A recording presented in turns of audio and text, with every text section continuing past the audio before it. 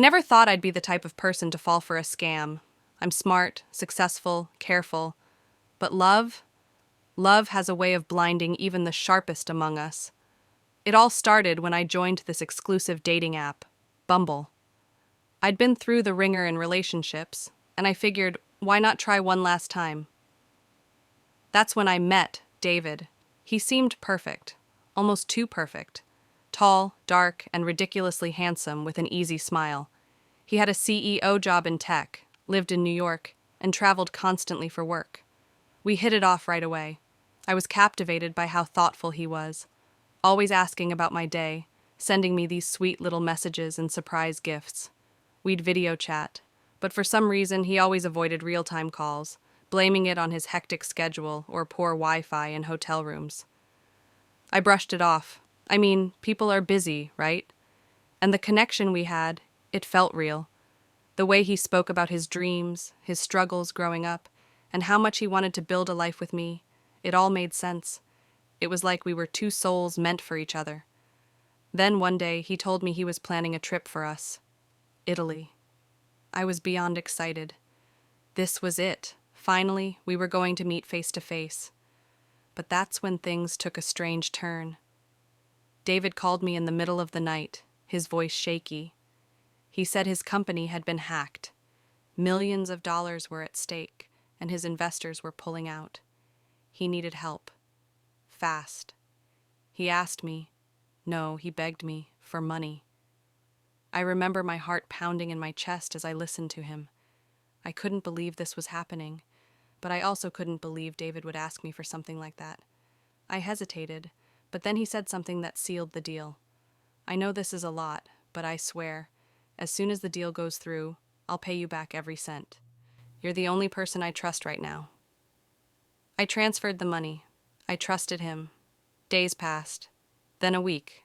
No word from David. His messages stopped. I tried to convince myself it was just a misunderstanding, that he'd reach out once things settled, but I couldn't shake this gnawing feeling that something was horribly wrong. That's when I got an email from a woman named Emily. Her subject line read, "I think we've both been conned." My stomach dropped as I opened the email.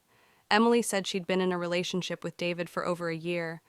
She sent me screenshots of their conversations, and as I read through them, my heart broke into pieces. They were identical to the ones I'd had with him. The same compliments, the same promises, even the same Italy trip. I felt sick. Together, Emily and I started connecting the dots. It turned out there were more women, dozens of them, all fed the same lies, all taken for money. David wasn't David at all. He was a phantom, a character created by a group of professional scammers who preyed on women like us, lonely, successful, and trusting. It felt like a bad dream I couldn't wake up from. But I wasn't going to let this break me. Emily and I decided to dig deeper. We traced the accounts, the emails, the gifts he'd sent, anything we could use to track them down. It led us to a shadowy network of scam artists operating out of multiple countries. They were pros, crafting entire fake lives to manipulate women like me. It seemed hopeless, but then I found something. A small, almost invisible detail in one of the messages. A mistake. A name. Michael. It didn't mean anything at first, but the more I thought about it, the more it nagged at me. I knew that name. I started searching through old memories and photos from years ago, and then it hit me. Michael was someone from my past. Someone I went to high school with. He'd had a crush on me back then, but I never paid him much attention. I hadn't heard from him in years, and now, here he was, at the center of the scam that shattered my life. The realization sent shivers down my spine. Michael wasn't just scamming me for money.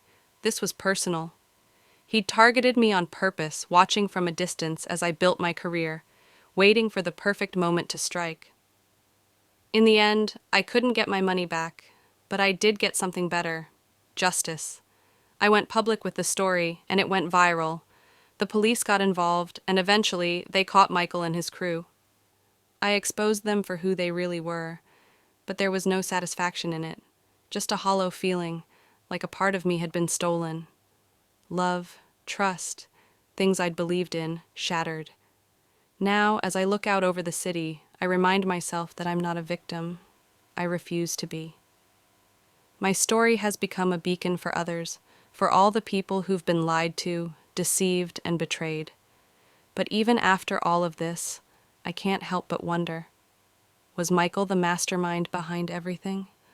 Or was there someone else lurking in the shadows, watching, waiting to strike again?